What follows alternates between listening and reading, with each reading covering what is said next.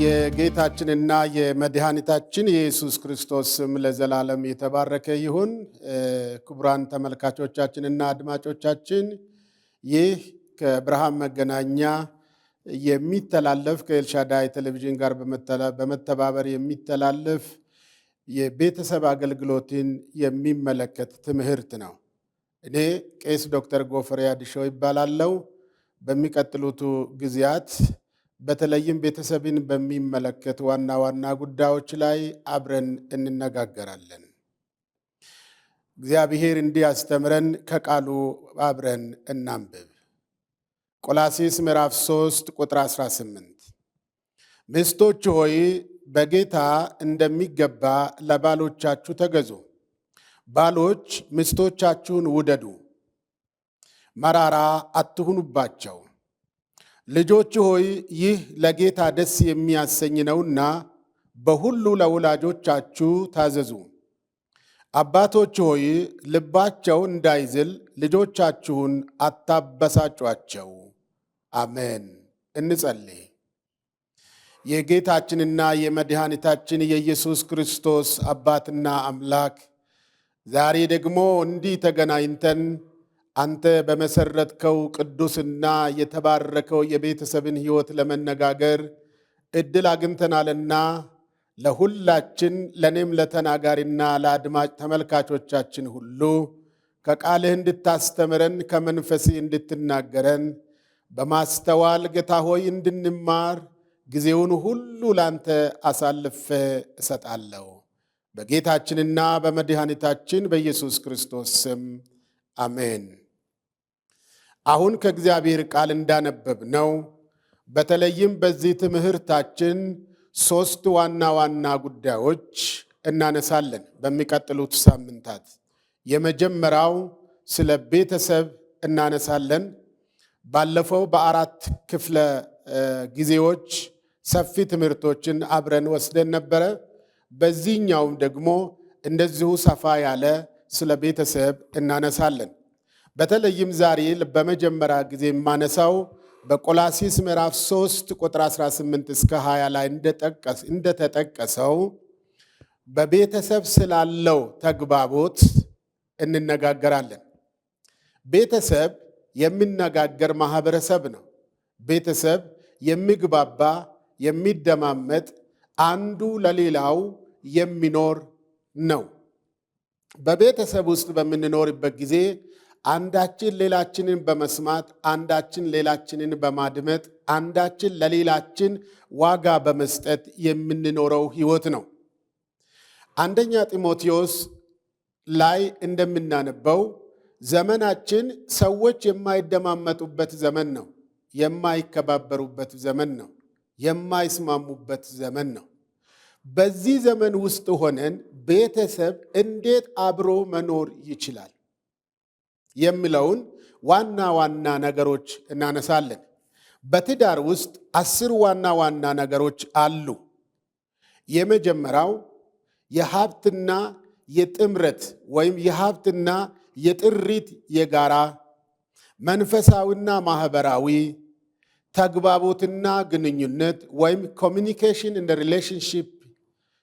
አራተኛው እምነትና የምናምናቸው እምነቶችና ባል እንደ ባል፣ ምስት እንደ ምስት፣ ልጆች እንደ ልጆች ከክርስትና እምነታችንና ከምናምነው እምነት አንጻር እምነትና እሴት፣ ባህልና ቋንቋ፣ የቤተሰብ ኃላፊነትና የተጠያቂነት ጉዳይ፣ የወላጅነትና የአስተዳደግ ወይም የልጆች አያያዝ፣ ቤትን የመምራትና ቤትን የማስተዳደር፣ የጣልቃ ገብነትና የግጭቶች መሰረቶችና ምክንያቶች፣ የጋራ ጊዜና የአብሮነት ሕይወት፣ ወሲብና ስነ ልቦናዊ እርካታዎች የሚሉት እነዚህ 10 መሰረታዊ ነገሮች ለአንድ ቤት ጤንነትና ዘላቂ ሕይወት የሚጠቅሙ ናቸው።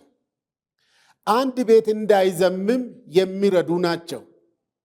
አንድ ቤት ጌታን እንዳይበድል፣ ጌታን እንዳያሳዝን፣ ቤተ ክርስቲያንን እንዳያሳዝን፣ ትውልድን እንዳያሳዝን የሚረዱ 10 ነጥቦች ናቸው አሁን ከላይ የጠቀስኳቸው። እነዚህ 10 ነጥቦች በትዳር ውስጥ የየራሳቸው ፈርጅ አላቸው፣ የየራሳቸው ምዕራፍ አላቸው፣ የየራሳቸው አኳኋን አላቸው፣ የየራሳቸው ሂደት አላቸው። ሁሉም አንድ ነው ማለት አይደሉም። 10ሩም የጠቀስኳቸው ነጥቦች የየጊዜ አላቸው፣ ቦታ አላቸው፣ ምዕራፍ አላቸው፣ ሂደት አላቸው፣ መጽሐፍ ቅዱሳዊ መሰረት አላቸው፣ ማህበረሰባዊ መሰረት አላቸው፣ ቤተሰባዊ መሰረት አላቸው። እነዚህ መሰረቶች ሲናጉ ቤት ይናጋል፣ ኑሮ ይናጋል፣ ትዳር ይናጋል። ትዳር በሚናጋበት ጊዜ ማህበረሰብ ይናጋል፣ ቤተሰብ ይናጋል፣ ቤተ ዘመድ ይናጋል፣ ቤተ ክርስቲያን ትናጋለች፣ አካባቢ ጎረቤት ይናጋል። ቤተሰብ ጤናማ ሲሆን፣ ቤተሰብ በደስታ የተሞላ ሲሆን፣ ቤተሰብ እግዚአብሔር የሚፈልግበትን ማንነት ሲኖረው ቤተ ክርስቲያን ትባረካለች፣ ቤተሰብ ይባረካል፣ በደስታ ይሞላል። አገር ትባረካለች፣ ምክንያቱም የአገር መሰረቱ ቤተሰብ ስለሆነ። አገልግሎታችን የደስታ ይሆናል፣ አምልኳችን የደስታ ይሆናል። ቤተሰብ ሲታመም አምልኳችን የታመመ ይሆናል፣ አገልግሎታችን የታመመ ይሆናል፣ መውጣት መግባታችን የታመመ ይሆናል። አንዳችን ለሌላችን የሚኖረው፣ ባል ለሚስት የሚኖረው፣ ሚስት ለባል የሚኖራት፣ ልጆች ለወላጆች የሚኖራቸው፣ ከወላጆች ጋር ተቀላቅለው የሚኖሩ ሌሎች በቤተሰብ ውስጥ ያሉ አባላት የሚኖራቸው ነገር ሁሉ የተዛባ፣ የተበላሸ፣ የቆሸሸ ይሆናል። ይሄ እንዳይሆን እንግዲህ ሊረዱን ከሚችሉት ከነዚህ 10 ነጥቦች ዛሬ በመጀመሪያው ክፍለ ጊዜያችን የምናነሳው ቤተሰብና ተግባቦት ነው። ቤተሰብና ተግባቦት ማለት በቤተሰብ ውስጥ ያለ የሐሳብ ልውውጥ፣ በቤተሰብ ውስጥ ያለ ንግግር፣ በቤተሰብ ውስጥ ያለ የእርስ በርስ ቋንቋ፣ የእርስ በርስ ባህል፣ የእርስ በርስ ትስስር ማለት ነው። አሁን ያነበብነው የመጽሐፍ ቅዱስ ክፍል የሚነግረን በዚህ ክፍል ውስጥ ሚስቶች፣ ባሎች፣ ልጆች አሉ። ቤተሰብ ብለን ስንል እነዚህን 3ቱን አካል የያዘ ነው። ማለትም እናትን፣ አባትንና ልጆች። እነዚህ 3 ሰዎች መነጋገር ካልቻሉ፣ መግባባት ካልቻሉ፣ መደማመጥ ካልቻሉ ቤቱ ይፈርሳል። ትልቅ ጥሩ ሕንፃ ቢኖር፣ ግቢ ቢኖር፣ ዘመድ ቢኖር፣ ጎረቤት ቢኖር፣ ቤተሰብ መግባባት ካልቻለ ትዳር አደጋ ላይ ይወድቃል። ነገር ግን ቤተሰብ ጤናማ እንዲሆን፣ ቤተሰብ የደስታ ቤት እንዲሆን፣ ቤተሰብ የበረከት ቤት እንዲሆን የሚያስፈልገው የመጀመሪያው ነገር መግባባት ነው። ኮሚኒኬሽን፣ በእንግሊዘኛ ኮሚኒኬሽን የምንለው፣ በአማርኛ ተግባቦት።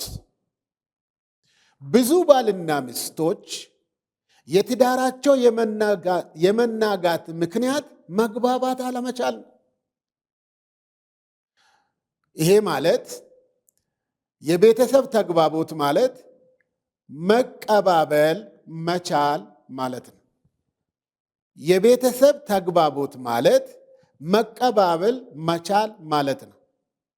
ሁለተኛው የቤተሰብ ተግባቦት ማለት አለመደባበቅ፣ ግልጽነት፣ በግልጽ ቋንቋ መነጋገር፣ በግልጽ ሐሳብ መግባባት፣ በግልጽ ሐሳብ እውነትን መነጋገር። ሶስተኛው እውነትን በግልጽነት መነጋገር። ባልና ሚስት በግልጽና በእውነት ኤፌሶን ምዕራፍ 4 ቁጥር 15 ላይ በእውነት ተነጋገሩ ነው የሚለው። አንዳችን ሌላችሁን ሳትዋሹ እውነትን ተነጋገሩ ነው የሚለው። እውነት ምንጊዜም አሸናፊ ናት። መጽሐፍ ቅዱስ ሲናገር እውነት አርነት ታወጣለች ነው የሚለው። መግባባት ማለት በሶስተኛ እውነትን መነጋገር ማለት ነው። ቤተሰብ በእውነትን የሚነጋገር ከሆነ የማይደባበቅ ከሆነ ድብብቆሽን የማይጫወት ከሆነ ያ ቤት በጣም ሰላማዊና የደስታ ቤት ይሆናል። ስጋት የሌለበት ቤት ይሆናል። አራተኛው ደግሞ መከባበርና መረዳዳት መቻል ማለት ነው። የቤተሰብ ተግባቦት ማለት መከባበር፣ መረዳዳት መቻል ማለት ነው። ባል ሚስትን የሚያከብር ከሆነ፣ ሚስት ባሏን የምታከብር ከሆነ ልጆቻቸው እነሱን ያከብራሉ፣ ጎረቤት ያከብሯቸዋል። በቤታቸው ንቀት ካለ፣ በቤታቸው መናናቅ ካለ፣ በቤታቸው አንዱ ለሌላው ስፍራ ከሌለው፣ አንዱ ሌላውን የማይረዳ ከሆነ፣ አንዱ ለሌላው ስፍራ የማይኖረው ከሆነ ቤቱ እየሞተ እየቀጨጨ እየወደቀ ይሄዳል እንጂ ቤቱ እየሞቀ እየለመለመ እየፈካ አይሄድም። ለዚህ ነው ጳውሎስ ሲናገር ሚስቶች ሆይ በጌታ እንደሚገባ ለባሎቻችሁ ተገዙ። መግባባት ማለት አንዱ ለሌላው መኖር መቻል ማለት ነው። አንዱ ለሌላው መኖር መቻል ማለት ነው።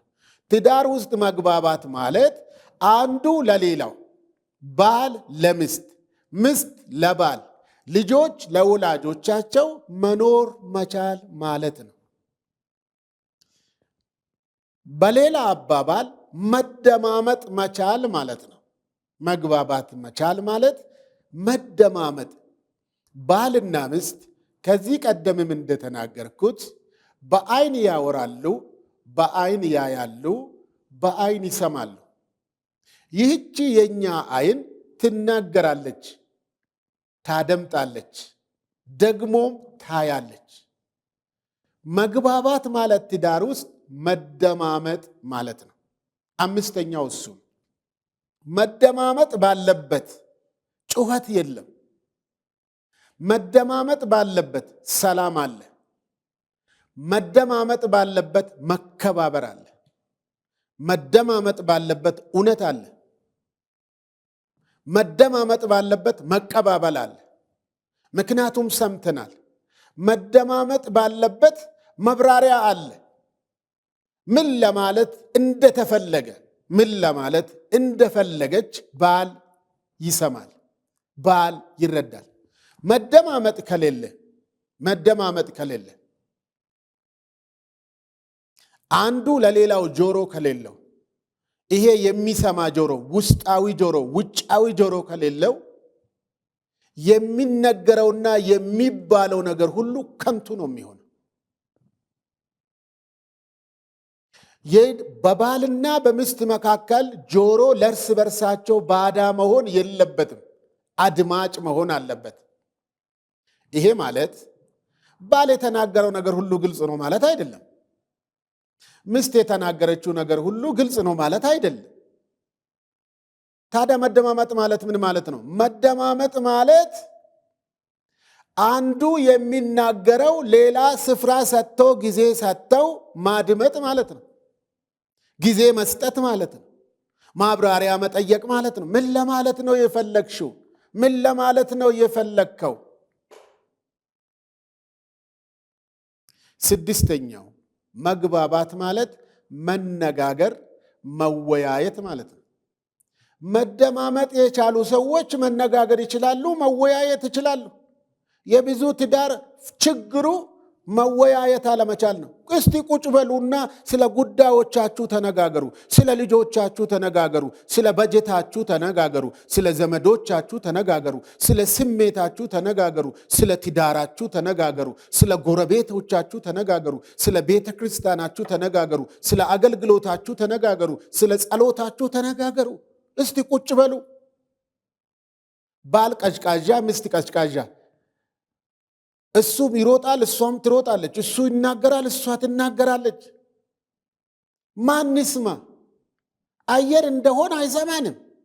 እኛ ስንሰማ ነው አየሩ ጤና የሚሆነው። እኛ ስንደማመጥ ስንወያይ ነው መነጋገር ስንችለው። ባልም ተናጋሪ ሚስትም ተናጋሪ አድማጭ ማን ይሁን? ማን ይሁን አድማጭ? እስቲ ፍረዱ። እኩል የምትጮሁ ባልና ሚስቶች፣ ጎረቤት የሚሰማችሁ ባልና ሚስቶች፣ ልጆቻችሁ ጆሮአቸውን ይዞ የሚያደምጧችሁ ወላጆች ስሙ። አረ ቤታችሁ ውስጥ ያለው ዕቃ ራሱ ይታዝባችኋል። ጩኸታችሁን እያደመጠ የቤታችሁ ዕቃ ራሱ እናንተን እያዳመጠ ተሰቃይቷል። አልተናገረም እንጂ ዕቃው የእናንተን ጩኸት መስማት አቅቷችኋል። ቁጭ በሉ እስቲ፣ ተነጋገሩ፣ ተወያዩ። ቤቱ የእናንተ ነው። ትዳሩ የእናንተ ነው። ከእናንተ ጩኸት የተነሳ የእናንተ ጎረቤት ከእናንተ ጋር መኖር አቅቶታል። የእናንተና ቤት ጩኸት ነው፣ ተዋቸው፣ አመላቸው ነው እየተባላችሁ ነው፣ እየተባልን ነው። በተለይም ክርስቲያን ባልና ሚስቶች የምናመልከው እግዚአብሔር አድማጭ ነው፣ ሰሚ ነው። እግዚአብሔር የሚሰማ ከሆነ የሚሰማ ጆሮን ከሰጠን የሚሰማ መንፈሳዊ ጆሮ የሚሰማ አካላዊ ጆሮን የሰጠን እግዚአብሔር በዙፋኑ ላይ ሆኖ ይሰማናልና አረፍ ብለን እንነጋገር። አለፍ ብለን ጉዳዩን ከሁኔታው አለፍ ብለን ቁጭ ብለን እንወያይ። ታስታውሱ እንደሆነ ከዚህ ቀደም ሳስተምር ከሰማችሁ ትዳር የእግዚአብሔር ስጦታ ነው፣ ከዘር ከዘመድ ከጎሳ አይወረስም ብያለሁ። አንዳንዶቻችን ወርሴን የመጣነውን ይዘን ወርሴን የመጣነውን አቅፈን ዛሬም መደማመጥ። ከጨዋሂ ቤት የመጣች ሚስት ትጮኻለች፣ ከጨዋሂ ቤት የመጣ ባል ይጮኻል። እሱኑ ጩኸት ቀጥለን መነጋገር አልቻልንም። በትዳር ግን ውስጥ ግን ተግባቦት ማለት መነጋገር፣ መወያየት መቻል ማለት ነው። ስድስተኛው እሱ ነው። ሰባተኛው ነጥባችን በትዳር ውስጥ ተግባቦት ማለት በባል በሚስት በልጆች መካከል ደግሞም ከቤተሰብ ጋር ከሚኖሩ ሰዎች ጋር ተግባቦት ማለት የቤተሰብ ፋሚሊ ኮሚኒኬሽን የምንለው ማለት ነው። ፋሚሊ ኮሚኒኬሽን ማለት ወይም የቤተሰብ ተግባቦት ማለት በአባት በእናት በልጆች እና ከኛ ጋር ቤት ውስጥ የሚኖሩ ሌሎች አባላትን ጨምሮ የምንነጋገረው፣ የምንወያየው፣ የምንደማመጠው ጉዳይ ማለት ነው። ሳይንስ አይደለም፣ ኑሮ ነው። ቴክኒክ አይደለም፣ ኑሮ ነው። ሰባተኛው የቤተሰብ ተግባቦት ማለት መረዳትና ማስረዳት ማለት ነው። እኔ የተናገርኩት የኔ ባለቤት ሙሉ በሙሉ ትሰማለች፣ ታደምጣለች፣ ትረዳለች ብዬ ማሰብ ስህተት ነው። ባለቤቴም እንደዚሁ እኔ የተናገርኩትን ሁሉ ወይም የተናገረችውን ሁሉ ተረዳኋት ማለት አይደለም። የኔ አእምሮ የባለቤቴ አይደለም፣ የባለቤቴ አእምሮ የኔ አይደለም። እኔ እግዚአብሔር በሰጠኝ መረዳት ነው ጉዳዩን ሐሳቡን ማሰላስለው ምረዳው። እኔ እንደተረዳው ትረዳ ማለት አልችልም። እሷ እንደተረዳች እኔ ልረዳ ማለት አልችልም። ትዳር ውስጥ መረዳት ወይም ማስረዳት ማለት ጉዳዩን ማብራራት ማለት ነው። ምን ለማለት ነው የፈለግሽው? ምን ለማለት ነው የፈለግከው? ይገርምሃል እኮ። ምኑ ነው የሚገርመኝ? ይገርምሻል እኮ። ምኑ ነው የሚገርማት? አልተናገርክም፣ አላሳስክም፣ አላስጨበጥክም። ስለ መገረሙ በምን ታውቃለች? በምን አውቃለሁ? እሱ ሳይሆን አይደለም። ማረዳትና ማስረዳት ማለት የጉዳዩን ጭብጥ ማስጨበጥ ማለት ነው። ቤተሰብ ውስጥ ተግባቦት ማለት ጭብጥ ጉዳዩ ምንድን ነው? እያደረግነው ያለ ነው። ስለ ልጆቻችን ነው ወይ የምናወራው? ስለ ኑሮ ነው ወይ የምናወራው? ስለ ትምህርት ነው ወይ የምናወራው? ስለ ዘመዶቻችን ነው ወይ የምናወራው? ይሄ የምናወራው ጉዳይ እኔ እንደማስበው ባለቤቴ ያሰበች ብዬ ለምን አይገባሽም? ለምን አይገባህም? እንዴት ይገባኛል? አንተ ነህ እኮ ያሰብከው፣ አንቺ ነሽ ያሰብሽው። ስለዚህ ማስረዳት፣ ማስጨበጥ ማስያዝ በቁጣና በንትርክ በንዴት ሳይሆን በቁጣና በንትርክ በንዴት ሳይሆን አሁን ግን እናንተ ደግሞ ቁጣንና ንዴትን ክፋትን ካፋችሁ ስድብን የሚያሳፍርንም ንግግር እነዚህን ሁሉ አስወግዱ ነው የሚለው መጽሐፍ ቅዱስ። እኛ ከማስረዳት ቁጣ ነው የሚቀድመን፣ ከማስረዳት ንዴት ነው የሚቀድመን፣ ከማስረዳት ክፋትን ነው ቶሎ ብለን የምናስበው። ማወቅ ስላልፈለግሽ ነው፣ መቀበል ስላልፈለግክ ነው፣ መቀበል ስላልፈለግሽ ነው ተባብለን ነው እኛ ወዲያውኑ አንበሳ የምንሆነው። አይደለም። አንቺ አስበሽ አሰላስለሽ ጉዳዩን አምነሽበት እንዳመጣሽ ሁሉ አስረድተሽ ማሳመን። አንተ እንዳሰብከው አሰላስለ ገብቶ ተረድተ ለማስረዳት እንደመጣህ ሁሉ ጭብጡን አስጨብጥ እንጂ ቁጣን አታስቀድም። ቁጣ ቤትን ያፈርሳል። ቁጣ ቁስልን ይወልዳል። ቁጣ ንዴትን ይወልዳል። ቁጣ መለያየትን ያመጣል። ቁጣ እግዚአብሔርን ይበድላል። ለዚህ ነው ጳውሎስ ሲናገር በቁጣችሁ ላይ ፀሐይ አይግባ የሚለው። ቁጣ ባለበት ይቅርታ ይጠፋል። ቁጣ ባለበት ፍቅር ይጠፋል። ቁጣ ባለበት መተሳሰብ ይጠፋል። ቁጣ ባለበት ሕይወት ይቆሽሻል። በቁጣ ጉዳዩን ማስጨበጥ ሳይሆን ጉዳዩን ማስረዳት፣ ጭብጡን ማሳዝ።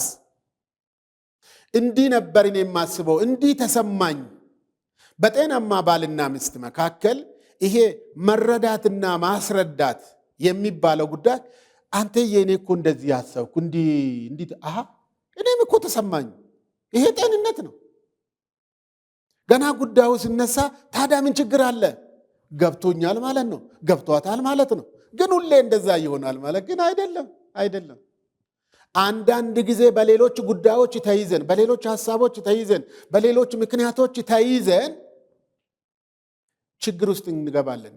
ሌላኛው 8ኛው ተግባቦት ማለት ማወቅና ማሳወቅ።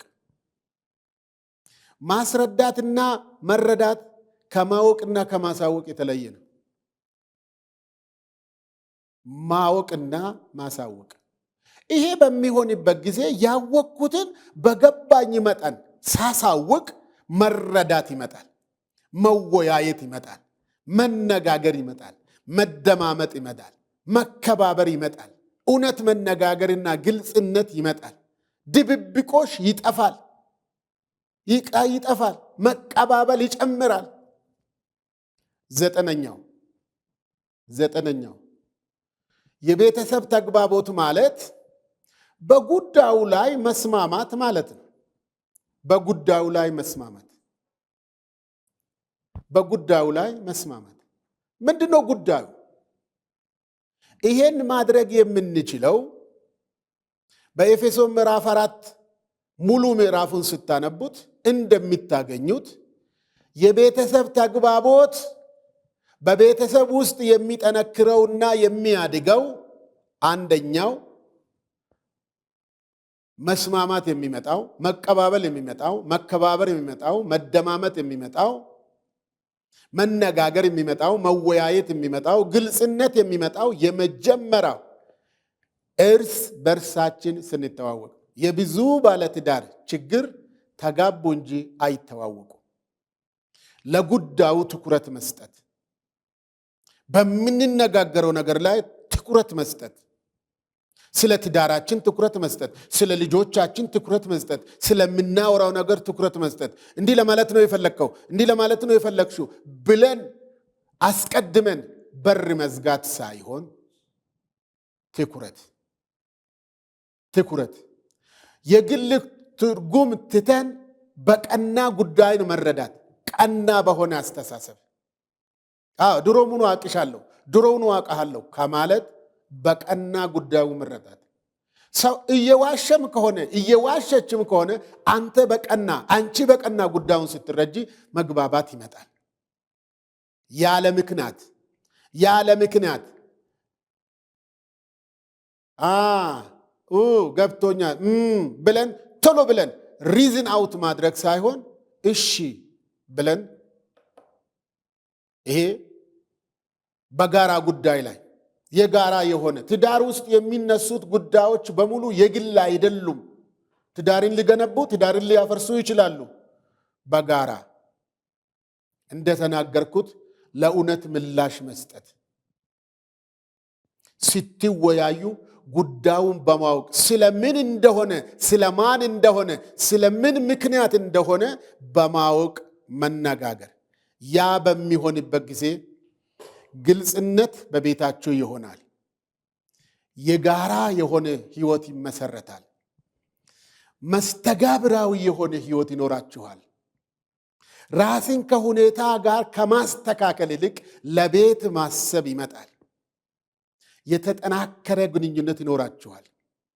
የጋራ የሆኑ ጉዳዮቻችሁን በማወቅ አንዳችሁ ስለሌላችሁ ፍቅራችሁን ትጨምራላችሁ። ከቅድመ ሁኔታ ትወጡና ትዳራችሁን፣ ልጆቻችሁን፣ ቤታችሁን ታስቀድማላችሁ።